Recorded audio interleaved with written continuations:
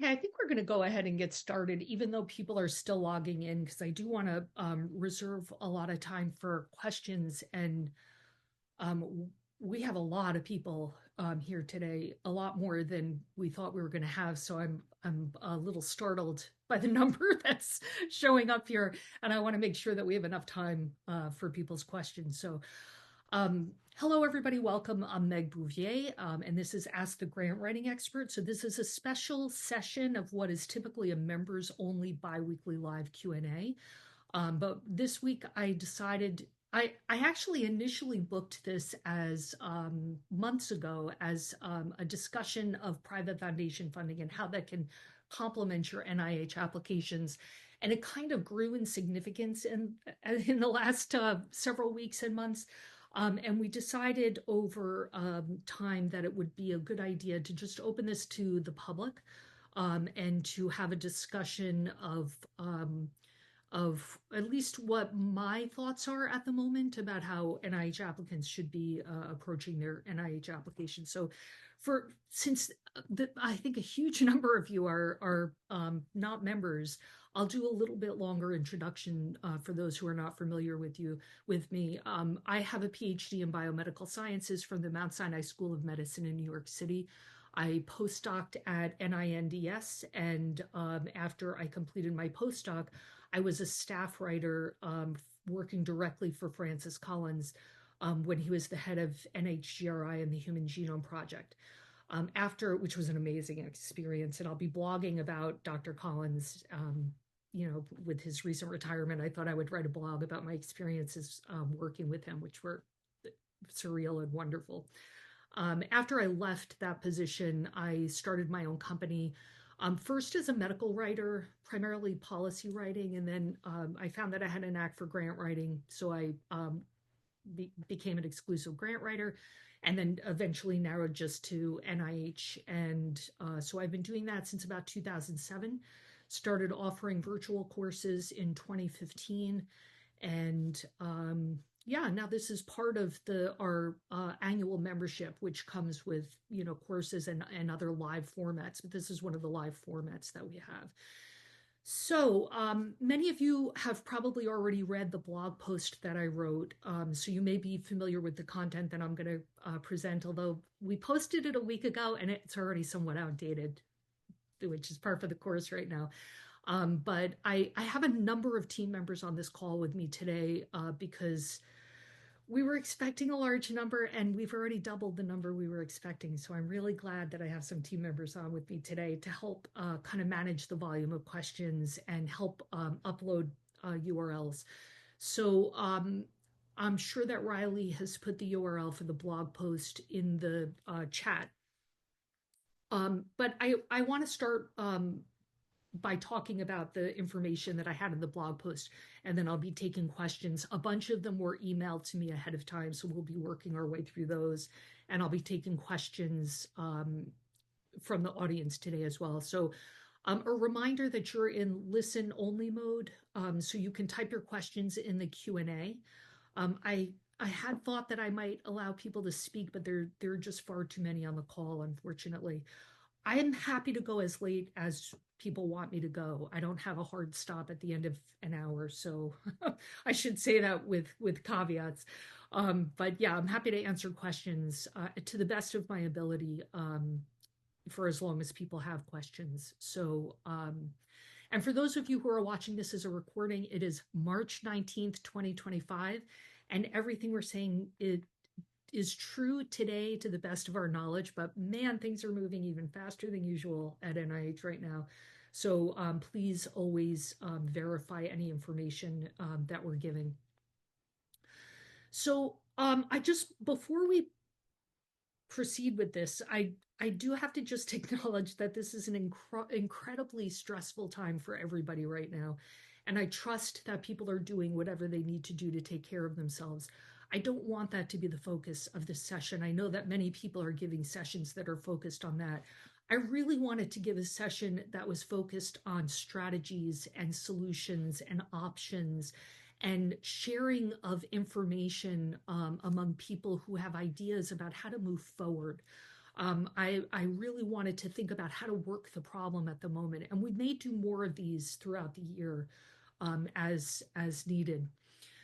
The other thing is that I'm going to be speaking exclusively today about NIH because that's what I do. I will be talking about some information about foundations as well because I do some biomedical grant applications to foundations as well. And of course, I don't have all the answers. So I will answer people's questions to the best of my ability based on the information I have. I'll be relying on some of my team members to put some of the URLs at my fingertips. And I'll invite other people to comment as well because there'll be things that those on the call may know better than I do at this point, especially if they're reviewers. Um, so let's talk a little bit about what I spoke about in the blog post. So I broke it up into 4 sections in the blog post, and I'm going to talk about each of those sections in turn. So the first thing that I'm advising my clients is first and foremost, I feel really strongly that people should keep applying to NIH. And I know that there have been a lot of questions about whether it's even worth it right now. And I'm going to systematically explain throughout this presentation why I think it's a good idea. But at some point, the NIH machinery is going to lurch back into gear. There's already signs that that's happening because there are study sections being posted in the Federal Register. And I do think that it's important for people to get their application in the queue. So let's talk a little bit about what's going on at NIH right now. You can apply for an open NOFO. Not all NOFOs are available right now. Thankfully, the parent announcements that correspond with the release of Forms I had mostly been released with a few exceptions before the chaos began at NIH. So as long as your NOFO is open, you can apply for it. I've gotten a lot of questions from applicants about NOFOs that have not yet been released. So for example, I'm supposed to be working on a competing renewal for an N Corp, for example. That NOFO has not been released. And we have no idea if or when it will be. And I know that a lot of people have had specific questions about specific topic specific NOFOs and even parent announcements. Um, and we don't know. I mean, some of these we do know they're not active at the moment or they've been pulled. And I'll get to that question a little bit later because I got a lot of specific questions about that. But if your NOFO is open, you can apply for it. You can upload an application. The award pipeline has largely been disabled, although it's starting to show signs of life again. So what do I mean by that? NIH primarily has a 2-part application process whereby you receive a score at a study section and you receive a funding decision at council meeting. So contrary to popular belief, you don't have a grant awarded at a study section, nor are the awards made on a straight cutoff based on the score that the study section gives you. So as we all know now, many of those meetings that were to take place, for example, in early throughout February, were canceled. And some of those meetings have not been rescheduled. So this is problematic in a whole host of ways. One of which is that it logistically is very complicated to set up these meetings because you have a group of eminences that have these meetings on their calendars well in advance, and it's very hard to coordinate their schedules and coordinate travel and all of that. So getting these meetings rescheduled is going to be complicated, and unless these meetings happen, you can't make an award. There's no way to make an award unless they go through this 2-part process.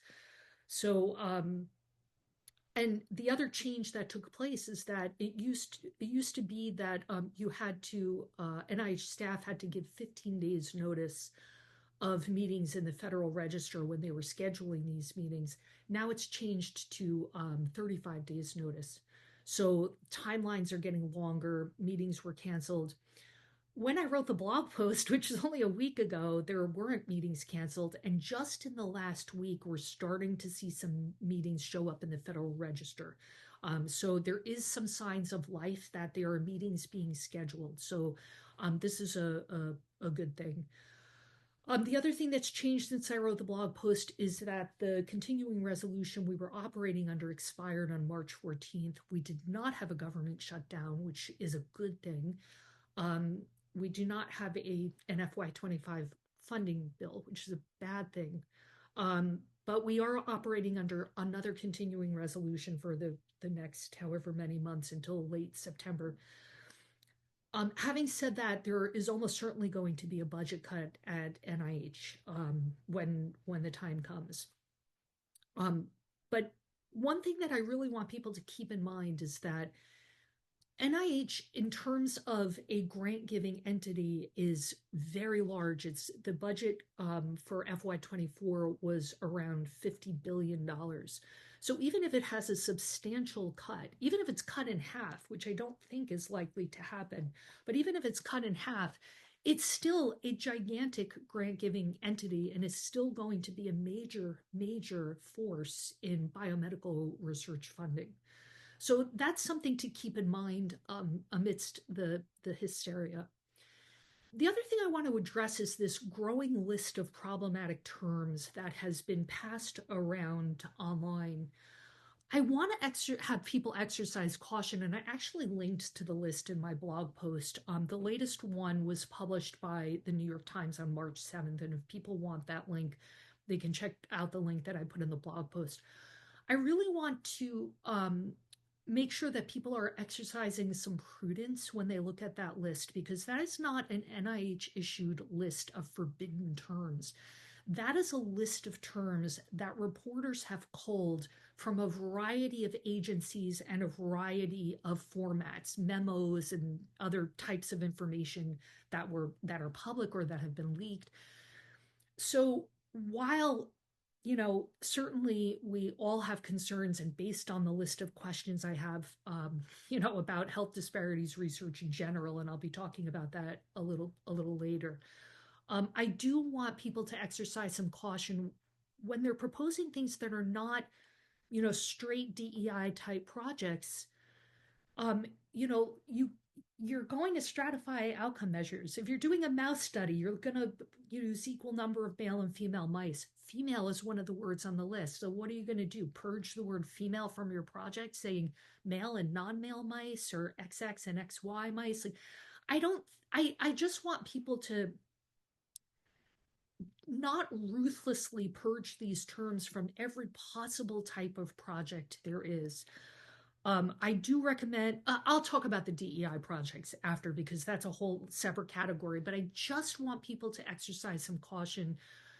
In general, when you're looking at sources, a lot of information out there is not coming from official sources or verified sources.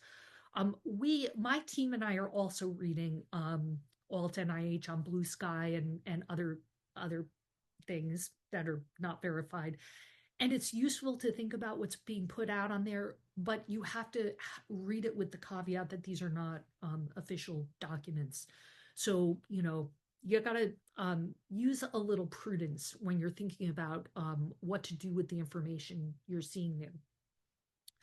So having said that, even with all of this, with the pipeline being disabled, with potential budget cuts to NIH, with long wait times we're going to have really long NIH always has long wait times to notice of award, but they're going to be longer than ever because of all the shenanigans that have been going on with disabling the award pipeline.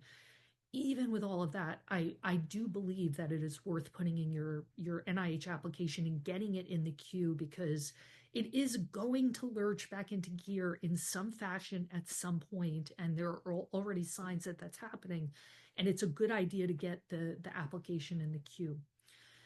So moving on to my second topic, which is what support can you expect from your institution? And I've seen all kinds of suggestions from various sources about bridge funding and increasing campus grants and, relaxing tenure decisions and things like that. So The big thing to talk about here is the suggested 15% cap to the FNA, and that question remains open.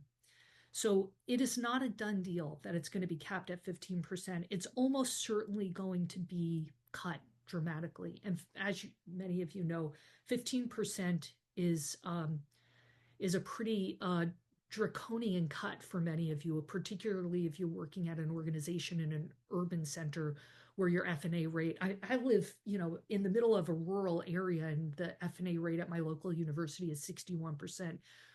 When I worked at an academic medical center in New York City, it was close to 90%, and that was going back 30 years.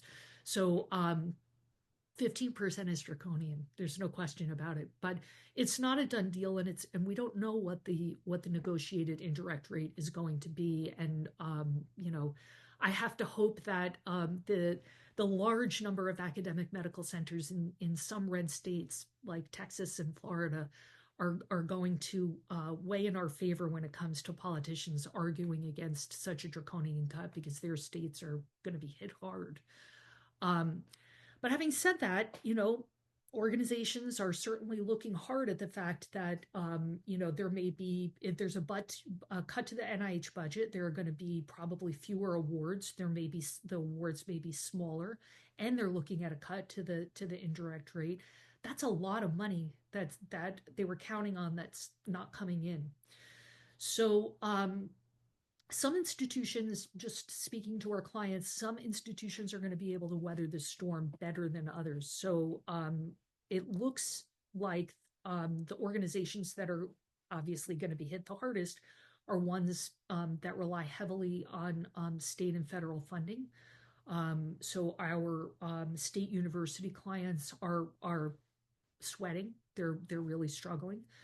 And if they don't have strong ties to industry, if they don't have a large endowment, and if they have a portfolio that's heavily invested in DEI projects, obviously they're going to be hit harder than an organization that, for example, has a very large endowment, doesn't rely heavily on state and federal funding, has strong ties to industry, has strong ties to philanthropy. We've had a number of clients tell us that their phones are ringing off the hook from philanthropists who want to know what they can do to help. And I suspect that's probably the case for private foundations as well, that there are a lot of wealthy donors who are looking to help in circumstances like this.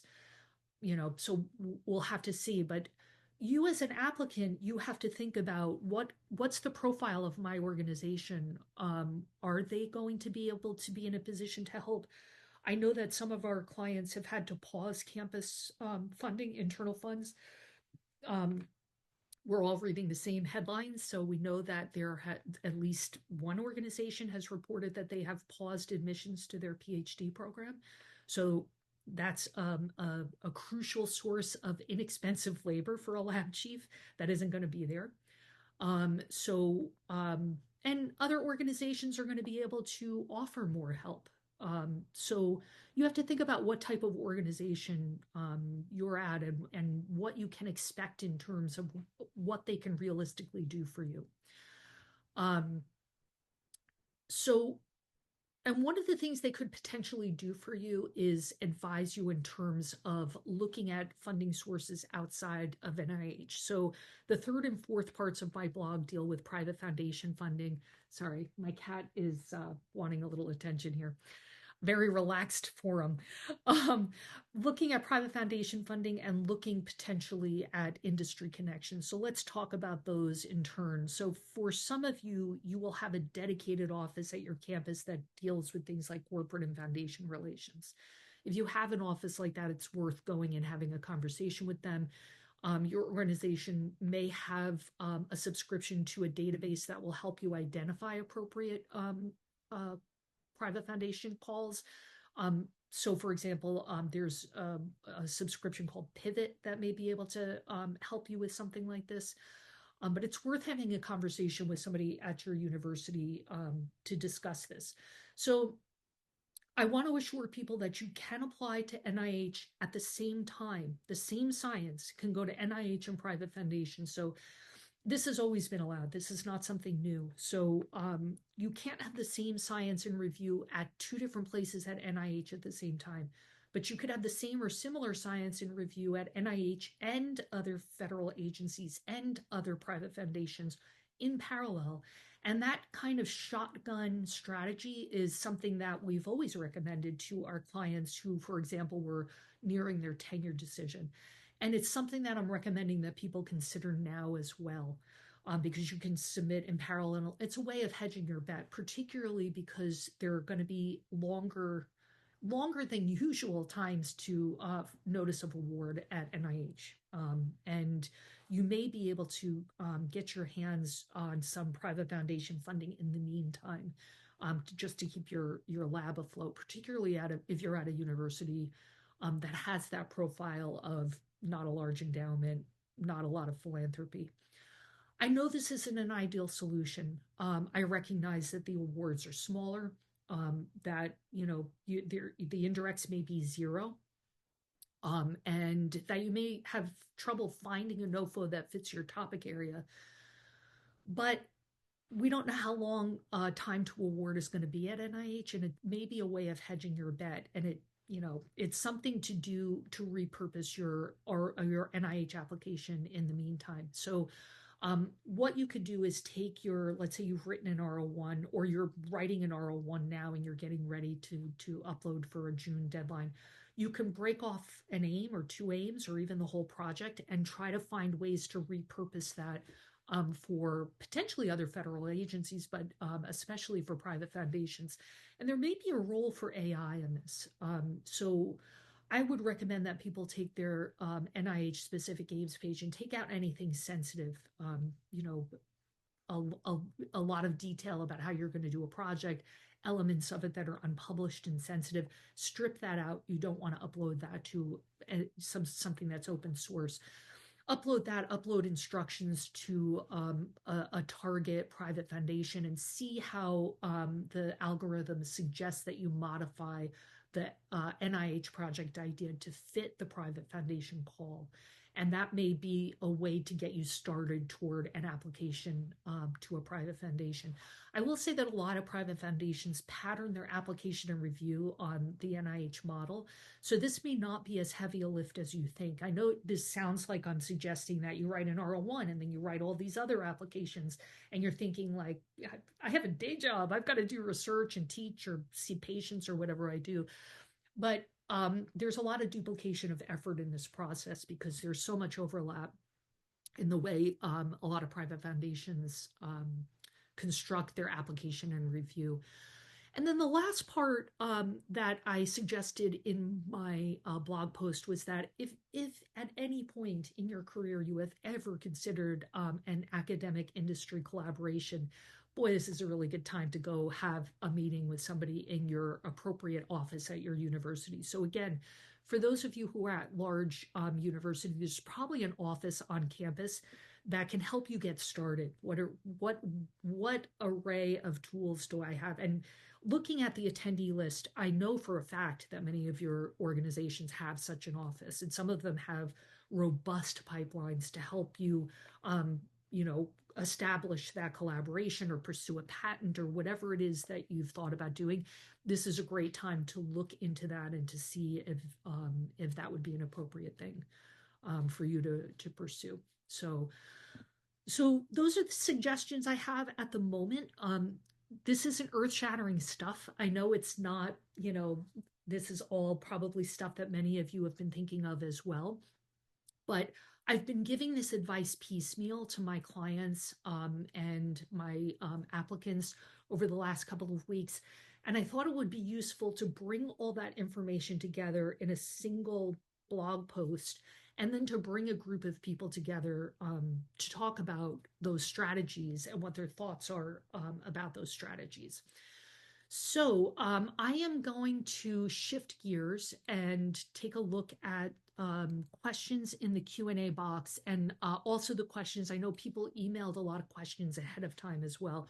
So I'm going to do my best to make sure that I'm covering them all. So I know some people have logged on there's just an astonishing number of people. We have several hundred people on this call right now, which is a lot more than I thought was going to be here, which I guess is an indication of people's level of worry. Um, for those of you who are just joining, everything that I just spoke about is detailed in a blog post. The link to the blog post is in the chat, and feel free to put questions in the Q&A box. I'll do my best to answer them. If I don't know the answer, I'll open it to the group and see if there's somebody in the group who knows the answer. Okay, I understand that some council meetings are now being scheduled. Do you have specifics you can share? Those are in the Federal Register. So Becky, I don't know if there's a link that we can share with people about how to Yes. navigate okay. So that's where we're getting our information. NIH staff have to post the study section meetings and the council meetings in the Federal Register with now it used to be 15 days notice, now it's 35 days notice. And yes, in the last week we are seeing some meetings being posted, which is like, oh, thank God, there's also a spreadsheet that we linked to in our last newsletter that showed meetings that have occurred, list of study sections, meetings that occurred, and meetings that were canceled. So Becky, if you have that handy, if you want to drop that in the chat as well, that would be great. Or people can look at our newsletter. What about NOFOs that were up and have been removed? I have had that happen, right? So if it's been removed, that's probably the worst case scenario. So it's not simply that they didn't post it before the chaos began. It's that it was intentionally removed. And I think it is unlikely to appear again, unfortunately. So if the NOFO has been removed, you cannot apply for it, and you need to look elsewhere. If council meetings are canceled, can on-block voting of proposals be done asynchronously? Not that I know of. So again, council is the advisory council to the institute director is where the funding decisions are actually made. They're not made at the study section meetings. And I have not seen that happen. That doesn't mean that it's not going to happen because we're in a new world, right? So we don't know what's going to happen. The answer to a lot of these questions isn't just going to be, I don't know. It's going to be, nobody knows yet. So I have not seen that happen. And nor have I heard of that happening yet. If somebody has, let me know. But I guess that's an option. It would be hard to do asynchronously because there's usually a presentation and discussion component to it. But one thing you could imagine is it happening virtually, which would make the scheduling a lot easier. So certainly we have precedent for that during the pandemic. So that might make scheduling of some of these canceled meetings a little bit easier. In Notice OD 24163, NIH said that they would be releasing updates, including Common Forms instructions, availability of the Common Forms for NIH and SciENV, as well as updates on the availability of the API. There is no API available in SciENV at the moment, only the existing NIH BioSketch document type is there, not the required Common Forms. Do you have any guidance on how Cycle 2 applicants should proceed with BioSketches? I'm laughing because this is the topic of our next AGE. It's in 2 weeks. We're going to be talking about how to there. So for those who don't know, I know we're speaking kind of in shorthand here. The NIH is changing their BioSketch format. They were supposed to soft launch it for Cycle 1 applicants, but they didn't really have their acts together. So it's going to be required for applications on or after May 25th that there's going to be a new BioSketch form. And we are presenting on that in 2 weeks. So I apologize, Olga. I don't know if you are an outside person or one of our members. Members, of course, can attend live 2 weeks from today at 3 p.m. Eastern. Anybody who is a non-member, our recordings of these sessions go up on our open YouTube channel, usually within, I don't know, maybe a week or so of our sessions, 1 to 2 weeks of having had the sessions. So you'll be able to see it there. But yeah, they have been really, I'm going to say pretty distracted. And so, there hasn't been a smooth launch to this new BioSketch format. But it looks like, and actually Becky's the one who's going to present that. So, and I've seen her screenshots, and it looks pretty straightforward. It's a matter of uploading information to a different place, and it will populate the form for you. But stay tuned. That's the subject of our next AGE.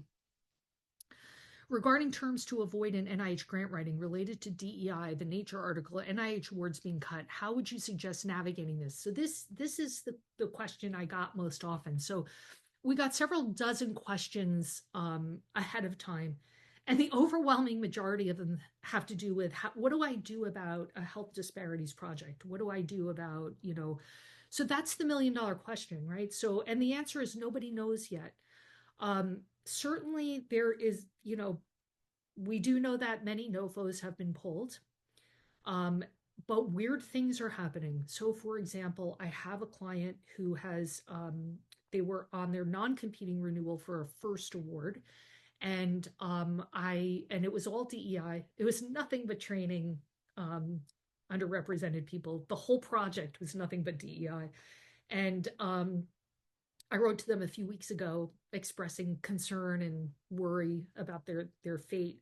And a week later, they emailed me to say, the funding for the upcoming year just hit our account. We don't know what happened, but so strange things are happening. Obviously, if the NOFO has been removed, you can't apply for it. But the question is, what if the NOFO is open? Like the vast majority of applications going into NIH go in under the parent announcements, which are not topic based. They're just come to us with an idea. Here's the time. Here's the cap on the money. Come to us with an idea. How do you submit a DEI application there? And the answer is, I don't know. Nobody knows. And but I can tell you what I'm trying for cycle 2, and we'll see if it works. I'm trying to avoid trigger words in the really prominent places in the application, which would be like the title, the 30-line abstract, the 3-sentence project summary, and the specific aims page. So I'm trying to keep trigger words out of those areas. If people are, proposing a project that is just straight down the line DEI, it's nothing but DEI. It's not as if like there's a DEI component, we're going to stratify by race and ethnicity and we can bury that language somewhere in the approach. Like it's nothing but DEI. That's going to be really challenging. And, we're trying not to use trigger words in those high profile areas. We're trying to come up with alternative phrases for certain key areas. We're experimenting with all kinds of strategies around, saying we're going to stratify using outcome measures that we've used in previous projects and putting references so that there's nothing that's going to trigger an algorithm that's searching for words like race and ethnicity.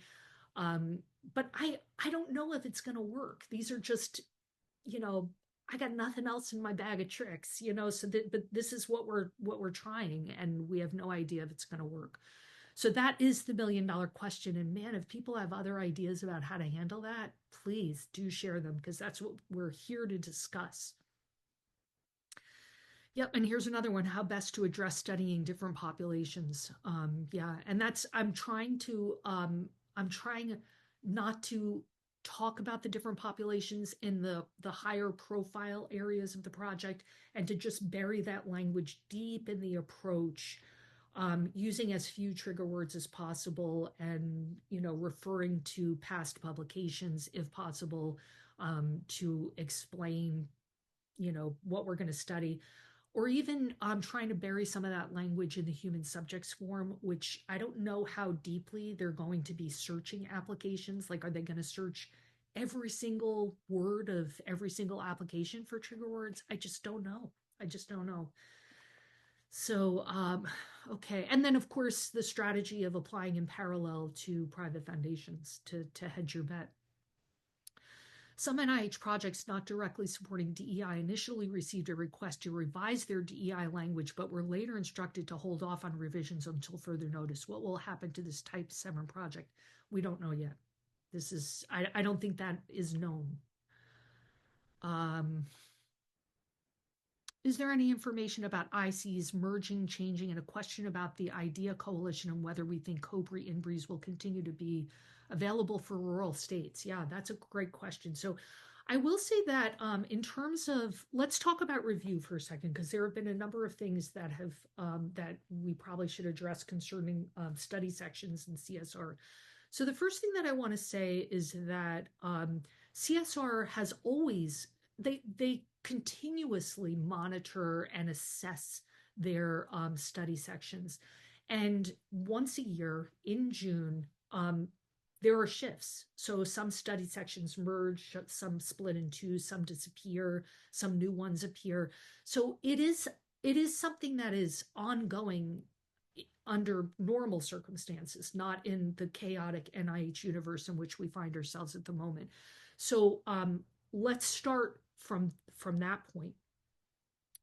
The other thing is that, and of course, we don't know yet in this abnormal universe that we find ourselves in. We do not yet know how study sections like that are going to be affected, or institutes for that matter, because there's been discussion of some institutes merging or being eliminated, not increasing. We're not going to go up from 27 institutes and centers. We're only going down from that. But maybe not. We don't know yet. That's a proposal that's definitely been out there for a while. And then I also want to address this latest piece of information where there was supposedly an analysis done of the Center for Scientific Review does the vast majority of the R-level applications. There are still study sections that occur within the institutes, and those tend to be things that are topic specific.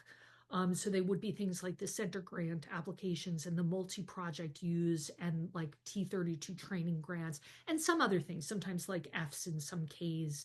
But a lot of those really large topic specific projects are reviewed at the institutes.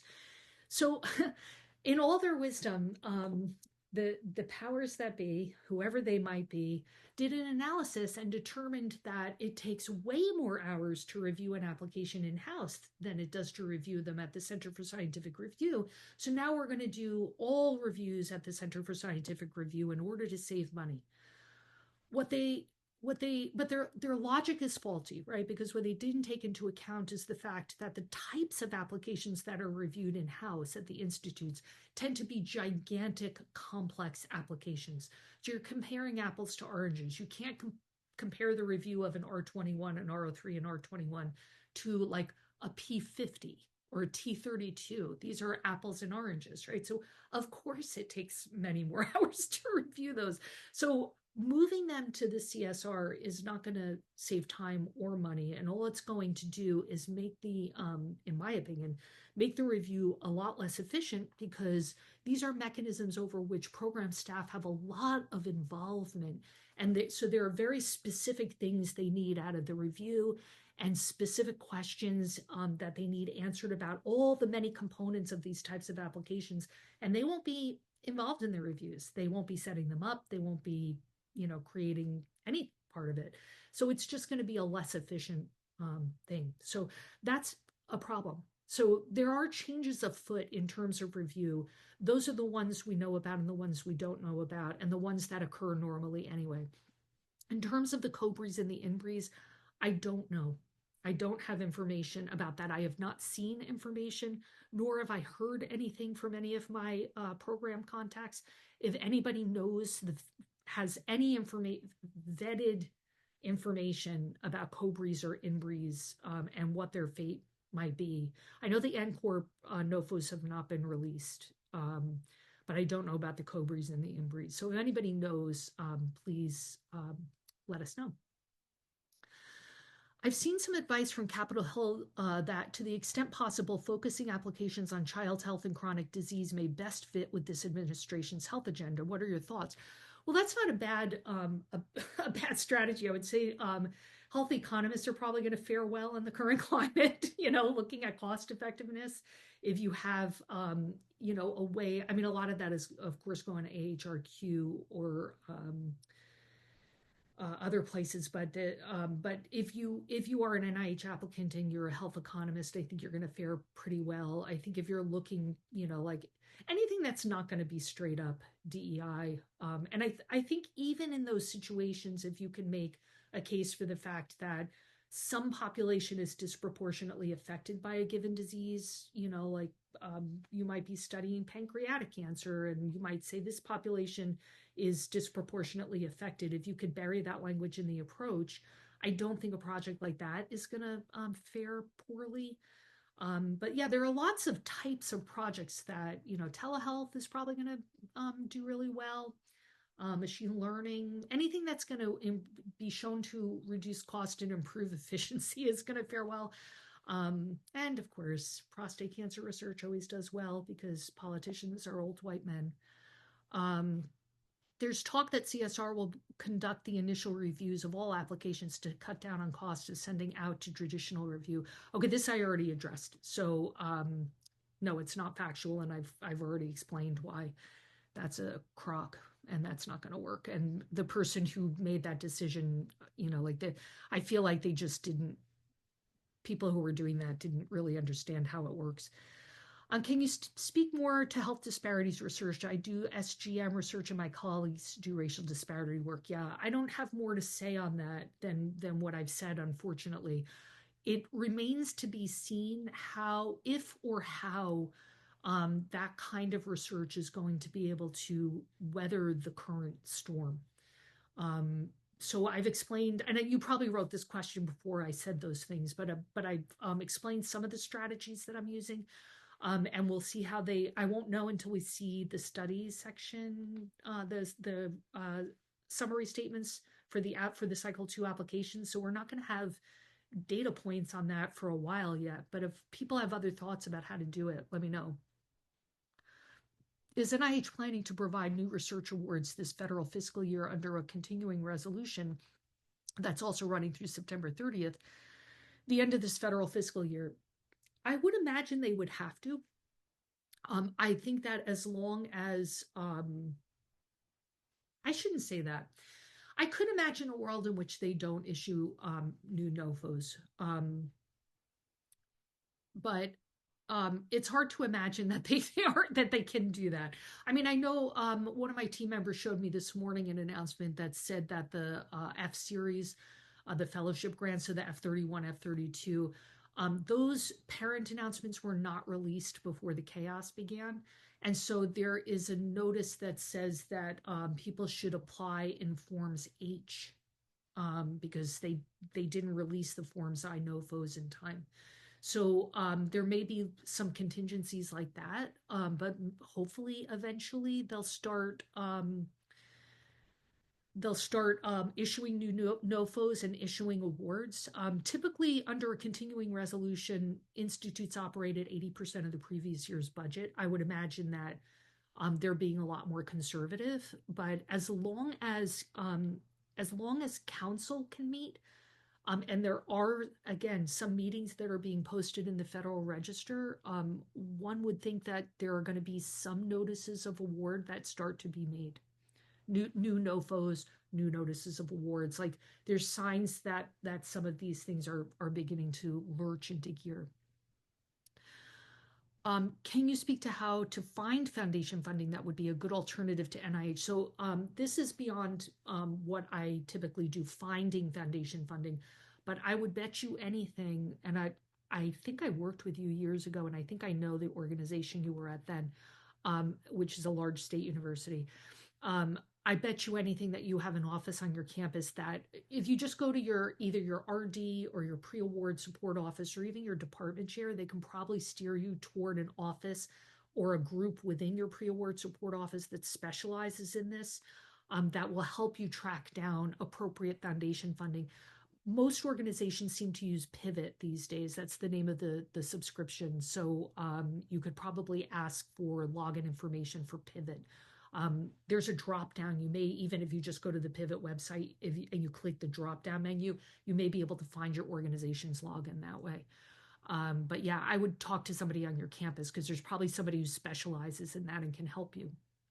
The only time I work on private foundation funding is when the person already knows their call and they're coming to me with a set of instructions. Typically, that looks like NIH applications and they want help with it. And for those of you who are at my member organizations where I do one-on-one work, I am helping people with private foundation work right now as well as NIH. Are you able to post the questions so that we are able to see what is being asked as Dr. Bouvier answers, please? I don't know if there's a way to do that. We may be able to, Riley, I don't know if that's possible, but there may be able to, we may be able to collect the questions as we go along. This is being recorded, and we do transcription software, so probably at least that way. If people want a list of the questions, I'm happy to create one that I could distribute. I do want to remind people, because again, there are more people on the call, that this is recorded and it will appear on our open YouTube channel in like a week or two. So you can find us on YouTube and it's there as well. But if people want a list of the questions themselves, we could probably put that together. And just email me at meg@bouviergrant.com. It's BOUV like Victor, IER grant.com, bouviergrant.com. What are your membership rates for individuals? So my team and I decided when we started this was not going to be a sales call at all. But what I will tell you is that you can find all that information, especially if you're an individual buyer. You can purchase membership right on our website. So just go to bouviergrant.com and click on membership, and you'll see the different membership levels and different courses. And if you have questions, you can email me. But I don't want to talk about anything sales related. I want this to be really focused on information. But yeah, feel free to go to our website or email me, meg@bouviergrant.com, and I'm happy to answer questions there.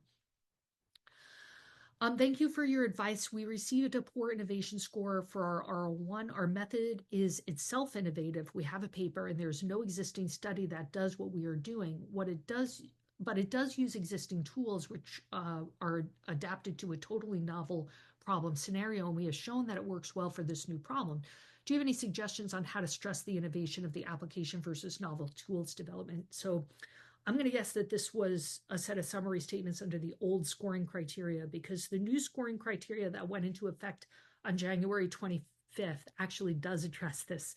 It was one of the best parts of the new scoring criteria, which is that innovation, you no longer have to like absolutely be using a novel method, which is great news, because for a lot of people, they were proposing something where the tried and true, standard methodology was the most appropriate one to use in the project. So now, and I don't have the scoring criteria in front of me, but the first thing that the innovation scoring, it's the factor one, but within factor one, there's an innovation section to it. The first part of the innovation section is something like, does the project, is it appropriate even for the project to need to use innovative methodology? So it really kind of de-emphasizes in the new scoring criteria the absolute need for something new and innovative, which isn't always the appropriate way.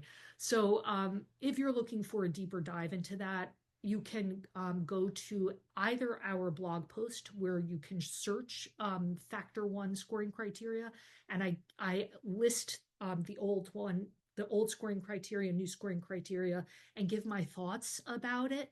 And or you can go to our open YouTube channel and look for the session I did on the new factor one scoring criteria. That's for a deeper dive, because I don't want to go into that too much here, because I've dealt with it in another format. Any concerns about loan repayment program being impacted, particularly the health disparities program? Yeah, profound concerns. I don't think the loan repayment program in general is going to be profoundly impacted, but I think the health disparities program will be almost certainly impacted. But again, we just don't know to what extent. We just don't know yet. So that's a TBD. if I do change wording in my application, I'm working on a resubmission, is that still the same application? Or is it now not considered a resubmission or a new application? You can change the wording on your application. I assume you mean you're writing a resubmission and you want to change the wording in your research strategy. I assume that's what you're saying. And that's certainly allowed.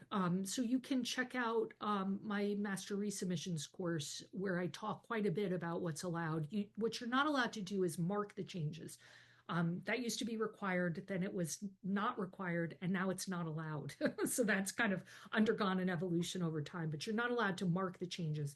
But it's certainly you can change the text in your resubmission application. NORDUP, our professional organization, has suggested that they are hearing that the abstract title and all public information are being searched and should be clear of trigger words where possible. It is an organization of research development professionals. Yes, I'm familiar with it. So those of you who are going to NORDUP, I'm actually presenting on May 1st if you want to come to my presentation. And we have a booth. So we go to NORDUP every year. So public info, be very careful, likely better an approach in other sections. Okay, so this person is basically saying that NORDUP is agreeing with what I had said earlier about making sure that the trigger words are out of the high profile sections. So that, again, I mean, they're saying specifically the ones that would go into a public database, the ones that would go into the reporter website, right? So that would be the 30-line abstract, the 3-sentence project summary, the title. I'm also saying the Ames page should not have it because I think that's something that is, I know it's searched because they search for terms in the Ames page to figure out how to route you in CSR and to see if what you asked for in the assignment request form makes sense. So I know that they also do sometimes searches on the Ames page. So I would steer clear of that. And if you can avoid trigger words, try to bury them deep in the approach section where I think they're less likely to be doing searches. So thank you, Sue, for letting me know that NORDUP is basically saying the same thing. Would scientific reviewers also be searching for these terms, concerned that this will go beyond admin? So I think that SROs are, I think this is really about NIH. So I want to make clear the difference between an SRO and a program officer. A program officer is an employee of NIH. They oversee a portion of the extramural funding portfolio. They are in the shitstorm right now. They're like in the middle of this whole thing. They're the ones who are being told to do this, that, and the other thing in terms of, pulling websites and pulling NOFOs and don't fund this. And, the SROs, scientific review officers, are not employees of NIH. They are employees of the Center for Scientific Review, and all they do is run the study section meeting. So that's a very narrow scope compared to the program officers. And it is not in their mandate to, all they are asked to do is run a study section meeting. So they assign the applications to the 3 assigned reviewers. They run the study section meeting and make sure that everything is done as fairly as they can possibly be. And they make sure that the scores are posted. But I don't think SROs are in this whole shitstorm that's happening right now. Let me see how many questions are here. I'm going to pause the live questions just to hop over because I know it's getting late and I did have a bunch emailed to me, although most of them were some version of what do we do with disparities research, which I already answered as to the best of my ability. Let's see. I had a lot of questions about the K grant mechanisms. So one person said, for K grant mechanisms that strongly recommend pre-approval for 5 years of funding, do you have any updates on the process if we're unable to connect with program officers to request approval? If your NOFO is open, put the application in. Don't worry about the pre-approval. That's my suggestion for that one. This was one of my favorite ones. How are foundations preparing to handle what will likely be a drastically increased number of applications while NIH funding remains so uncertain? A, business as usual. B, extra fundraising to be able to offer more grants. C, shutting down their website and wishing the crowds go away. So I don't know because I don't work for any private foundations and I don't think I have any. I have friends who work as program officers, but I don't think I have any who work at foundations at the moment. But if I had to guess, I would say that they're also getting an uptick in philanthropy because most of my clients have reported that their phones are ringing and their philanthropists are asking how they can help. So my guess is that that's the situation with private foundations as well. Having said that, almost certainly, I think the number of applications going to private foundations is going to go up. Um, I will say that I had a client who suggested that it is possible that NIH funding lines for cycle two may actually be improved because fewer people are putting applications in right now because they're not sure of the wisdom of putting an application in. So do with that what you will. That's not unprecedented. Over the years, we have seen this sort of paradoxical situation where fewer people apply in a situation where it is there's a budget cut or it's expected that there won't be a lot of funding and funding lines actually improve as a result. So that's a thing that can happen. Okay, let's see. Have the requirements for K1 changed any for those submitting in October? Man, like I can't even think about October applications. Like we're still trying to get through, like it could be a completely different universe for October. We don't even, I'm not even sure that we're entirely certain of what's happening for the June deadlines. So that's a TBD. Um, we'll see. Um, Do we know how it was determined which study sections get canceled? Is it likely that it will get reviewed with the following cycle? I don't know the answer to that. I don't know if there was any rhyme or reason to how study sections got canceled or didn't get canceled.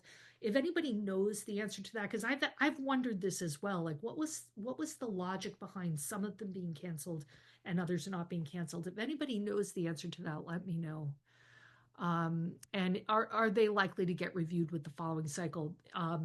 That's unclear as well.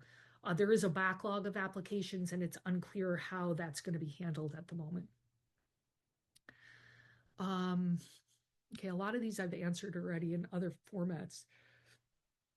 Let's see. Yeah, a lot of K application questions. I did have somebody who emailed saying that this was a good question. Um, the person said, I heard from other K99 R00 scholars this week that all Mosaic KNR awards will be terminated and that an official announcement is coming down the pike. If this is true, and with my R00 activation deadline being June 30th, do you recommend I take my already peer-reviewed and approved R00 and convert it to an NIGMS R35 grant submission? And I would say if you have the time to do that, that would be great. You know, an R35, you know, the format is different. So I just don't know how much time you have, but if you can do that to hedge your bet, it might not be necessary. But yeah, that's exactly what I would advise that you do. That's a really good strategy. And then just wait and see if you have information on the R00. If it's funded, great. And if it's pulled, you'll be ready to pull the trigger on the R35. Let's see. Status for submitted proposals. We don't know yet. Um, any sense of changes to institutes and priorities for Dr. Bhattacharya? The the thing that's being proposed, of course, is the elimination and consolidation of institutes. So simplifying the structure. And there's a lot of panic around that. I will say I've been working in and around NIH. I think I laid eyes on my first R01. I believe it was in 1988. So I've been around this world for a long time. It's not the first time that this has been proposed. The consolidation of institutes, it's not the first time I've heard block grants proposed. It's not the first time that I've heard of like massive revisions to the way applications are reviewed. And in all the other instances, all of the hysteria resulted in nothing. So I'm not saying we are in unprecedented times, so I don't know what's going to happen, but that is something that's floating around. It's not the first time I've heard it. It's never changed. So again, I don't think it's known. I don't know, and I don't think anybody does. Let's see. How is a funding proposal to a foundation structured? Often like an NIH submission. There's often an NIH style Ames page, and a significance, innovation, and approach.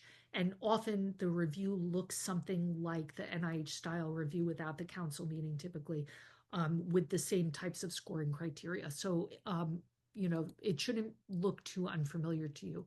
It's not true for all foundations, but for a lot. Let's see. Okay, that was all the emailed questions. There were tons of them, but I've already answered them in whatever format. So I do have 19 more questions. If people have to drop off, I totally understand. I'm going to keep going if people want to stay on. What's your take on what is meant by DEI and the four categories of research appendices that were published in Nature?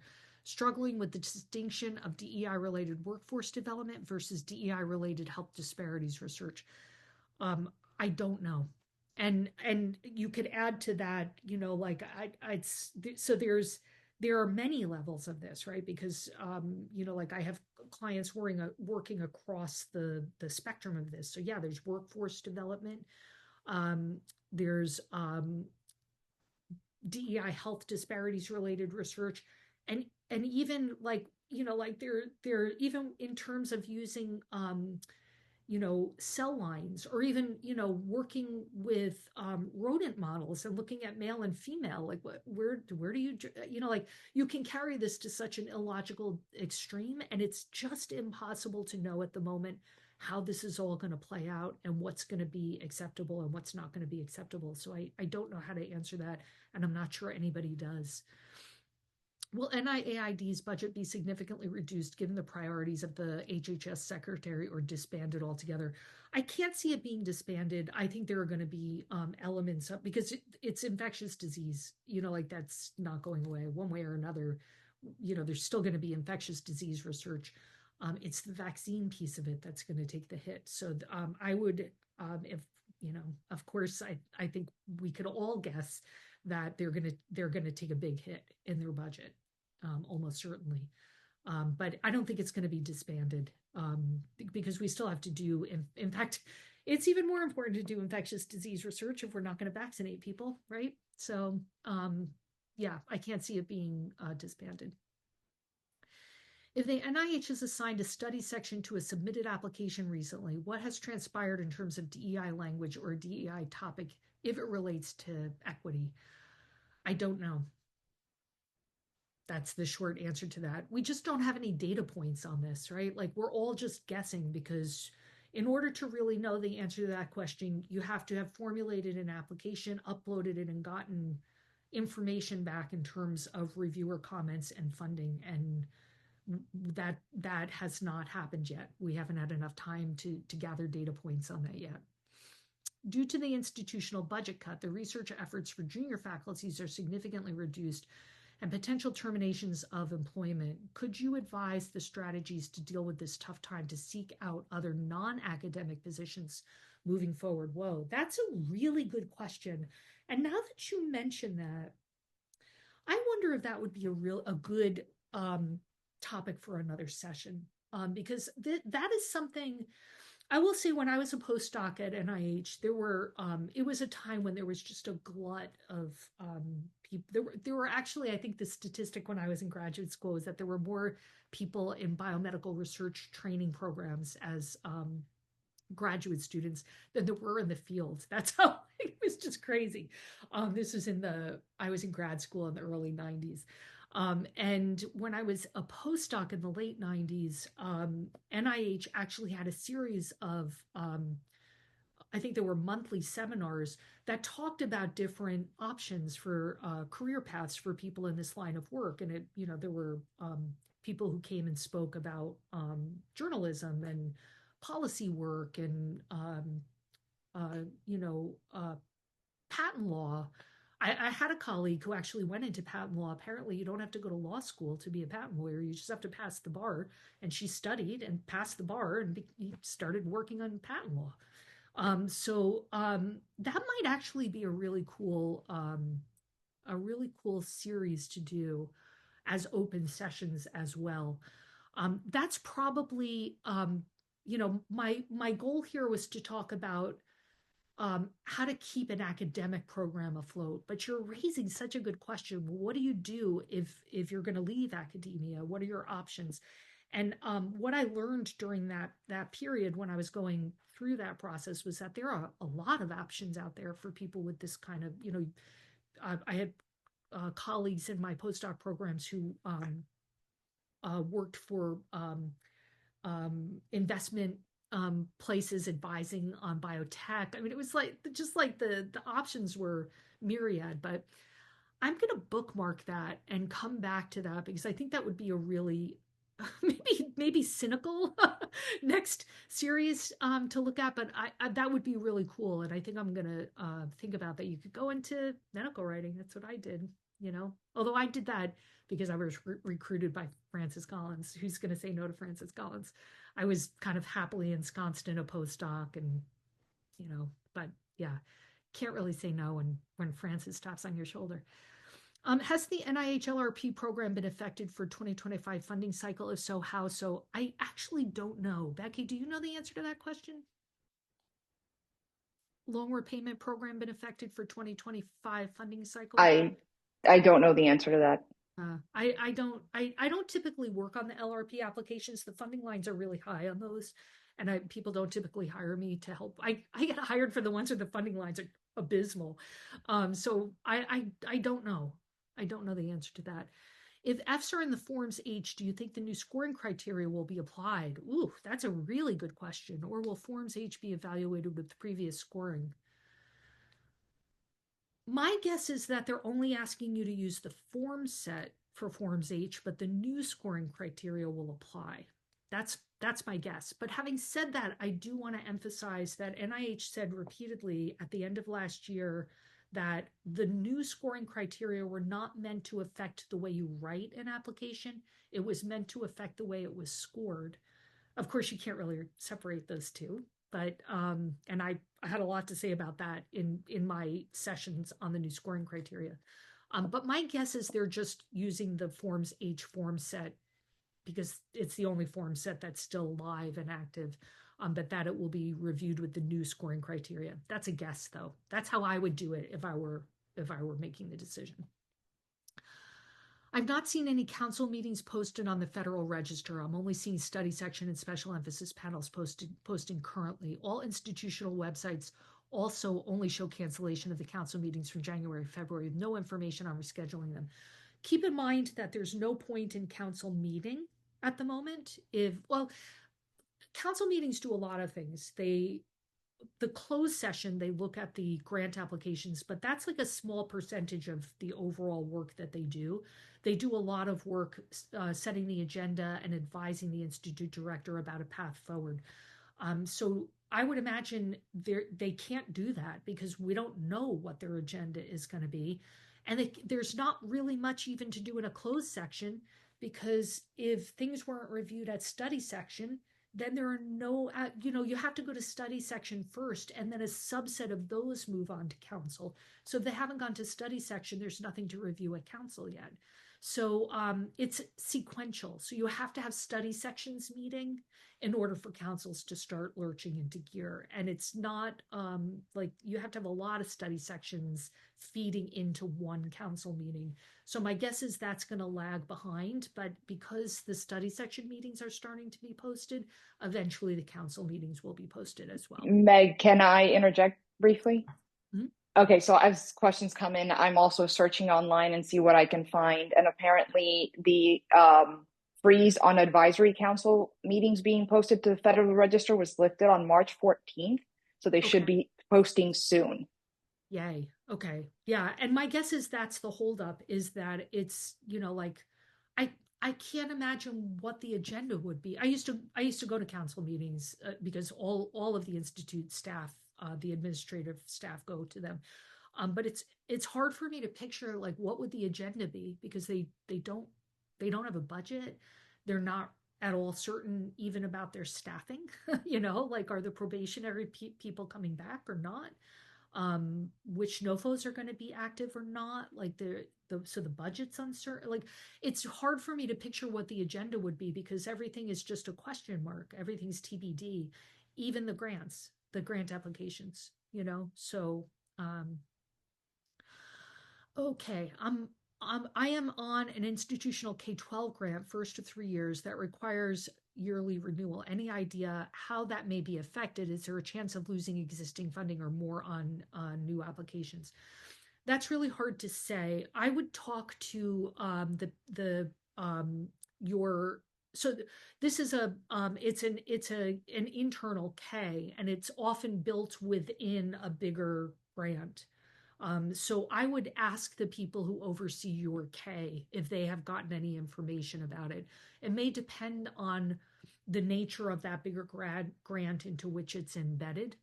Um, as I said, some of the non-competing renewals are going through, even on things that are just straight up DEI. So it's a little hard to say, but yeah, I would ask the people who oversee it what they're hearing at the moment. Do you think that the 15% cap will eventually affect other entities like HHS? Oh, that's a really good question. I don't know. I really don't know. That we'll have to see. I will say I don't think the 15% cap is going to go through in that form. I think it's going to be a big cut, but I don't think it's going to be 15%. But I don't know. That's a really good question. Trigger words. What do you consider trigger words? Certainly not the comprehensive word list that have been shared. Right. So real trigger words are going to be things like race, ethnicity, disparities, like the things that are like on the nose DEI. I think those are going to be the trigger words. But you're right. I mean, the comprehensive list is absurd. I mean, words like female and woman are on there, but not male, right? Or men. Um, so the list is comically long and comically inclusive. So you have to kind of be a little sensible about what are pretty clear trigger words. So those are some examples of what I would consider like really on the nose DEI trigger words. There's a term used in the detection of plagiarism in research publications called, um, I think there's a typo here, tortured phrases. Is that what that's supposed to be? Which are basically unexpected phrases used to substitute established terminology that generally occur from the use of paraphrasing programs. The targeted nature of the current changes mean that using alternate phrases may allow applications to fly under the radar. It could be an option for those who cannot easily separate their work from topics of concern. Yeah, I agree with that. So this is somebody who I'll just read that part again. Um, there's a term used in the detection of plagiarism in research publication called, I think it's tortured phrases. I think there's a typo here, which are basically unexpected phrases used to substitute established terminology that generally occur from the use of paraphrasing programs. The targeted nature of the current changes mean that using alternate phrases may allow applications to fly under the radar. It could be an option for those who cannot easily separate their work from topics of concern. So this is what I was talking about earlier, not using those trigger words in the really high profile things, and then like in the approach section, trying to use words that are not quite the trigger words. So, we're going to stratify outcome measures, looking at the cohorts we have studied in prior publications, and then list the references, and then maybe in the human subjects form, um, you know, um, you could list what those are going to be. So you're burying words having to do with like race and ethnicity deeper and deeper into the application. Do you know if the upcoming F31 cycle will be using the new scoring methods for review? We were just talking about this. They recently changed back to their previous Forms H. Yeah, I don't know, but I'm going to guess that it's going to be Forms H just because it's an available form set, but probably the new scoring criteria. But in theory, it shouldn't matter because NIH isn't intending for you to change the way you write things for the new scoring criteria. Do you have a sense of how shifting proposal review to the CSR would affect the review process for center type applications for COBRIs or P50s? Yeah, I think it's going to suck. I'm not going to lie to you. So I do a lot of large format submissions. I love them. They're my absolute favorites. The more complicated, the better. U54s, P50s, love them. I think it's going to suck because I really think that in order for those reviews to work well, program staff have to be really involved in how those reviews occur. And by pulling them out of the institutes and putting them in CSR, program staff are not going to be involved in them. It's especially problematic in the U series and the cooperative agreements where program staff are going to exert a lot of control over how those projects occur throughout the course of the year. They're much more involved in cooperative agreements than they are in, like non-cooperative agreements in the R series, for example, or even center grants. So I think it's going to be problematic. I think it's actually going to make those reviews less accurate. I think they're I don't think program staff are going to have an easy time getting the information they need in order to make their selections. So yeah, we'll see. I think it was a really stupid idea. And I think it was made by people who don't understand how review works at NIH. In our F31 resubmission application, do you suggest we mention in the introduction that we took out language related to DEI? No. Or just not mention that we changed our language. Don't mention that you changed your language. Do not do that. Don't mention in your introduction that you stripped out the DEI language. Just do it. Not sure how much I can read into this, but my NIH LRP loan repayment application was recategorized from L60 health disparities to L40 pediatric. Yay! That's a good thing because it means that it's more likely to be considered. So that may be a program officer who was doing you a favor. So I don't know, but that's a good thing. Certainly pediatric is a category that is much more likely to get funded than health disparities. How do we tap into those philanthropists who want to fund our research? I know one center that had made this model work. That is something that there's going to be an office at your university, Janet, and I'm struggling to think of what the name of that office is. I know I've encountered the name before because I know your organization. But you could ask your pre-award support people what that office is and if there is any role for researchers to play in helping to elicit philanthropic funding. But there are staffers whose only job it is to work on that in your organization. So best to partner with them or ask them questions. FYI, NINDS case study section was rescheduled. Yay. Okay, that's good. Did I hear correctly? Someone said in a previous question that existing K99 R00 funds are being pulled. That was specifically for the Mosaic. So the Mosaic is a type. It's an NIGMS mechanism. It's a very specific type of. So it's maximizing opportunities for scientific and academic independent careers. That's an NIGMS specific type of K99 R00. So don't panic. And I was not able to even verify that specifically, although I could see that there were a list of mosaics that were pulled. I could not find specifically the parent K99 R00 current mosaic that was pulled. So it was a subtype of K99 R00. Should grants funded by NIMHD be concerned about their grants being terminated? Yes, potentially. Also, is NIMHD a minority health and health disparities, just for people who don't know? Is NIMHD on the chopping block, even though it was legislatively mandated? So that remains to be seen. This is another one of these questions about will there be institutes that are eliminated or merged? That is something that has been in the air and suggested and discussed, but nothing is definite. And I'll say again that during the decades that I have interacted with NIH, either as a bench scientist or a staff writer or as an applicant or as a grant writer, many times over the years, people have discussed consolidating and streamlining and simplifying the institutes at NIH, and it has to date has not been successful. That isn't to say that it won't be. It could be. We are in unprecedented times here.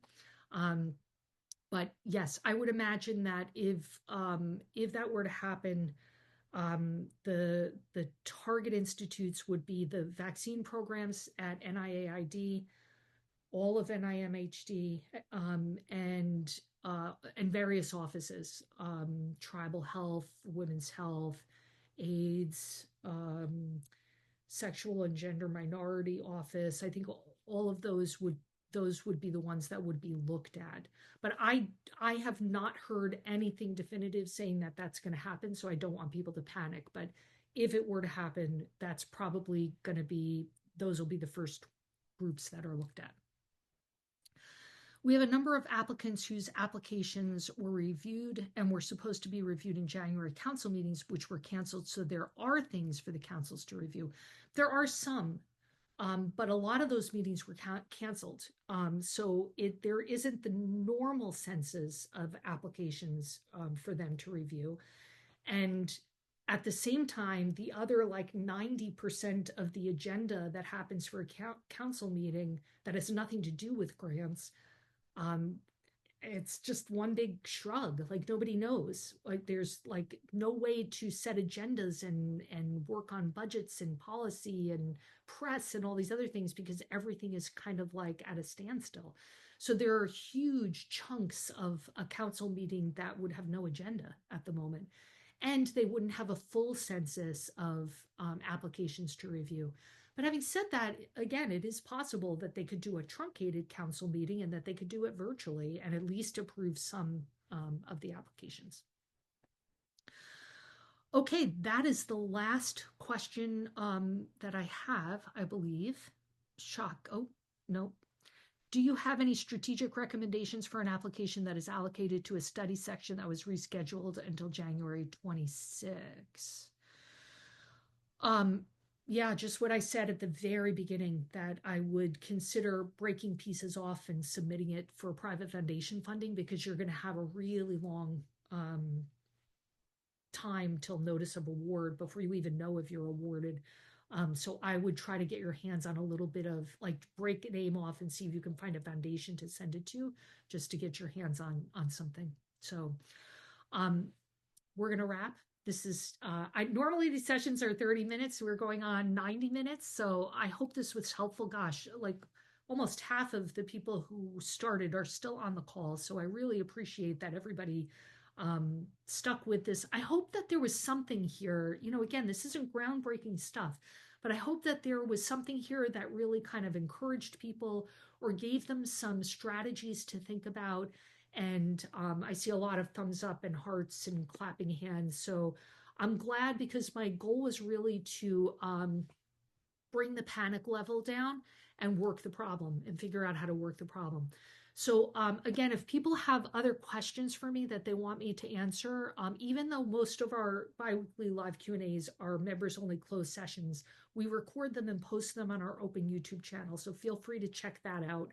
And if people have suggestions for sessions they would like to be open to the public, like that alternative careers one that's got my wheels turning because I have a lot of friends I could invite to that, um, then let me know. I'm happy to do more of these. I really, I'm so passionate about NIH and their mission in the world in general and the work that my clients do that I want us all to get through this. I want us all to get through this together. And I'm anxious to share strategies with people and for people to share strategies with each other and to make it through the next 3 years and 9 months, but who's counting? And have our research programs and NIH intact. So thank you all so much for your support. I really appreciate all that you do. And there are a lot of people out there who are rooting for you and want to help you in any way that we can. So please don't hesitate to reach out with questions and let me know if there are other types of open sessions I can do that would be helpful to you. So I wish you all the very best of luck, as the French would say, courage, and I will see you next time. Good luck with your applications, everybody. Take care. Bye-bye.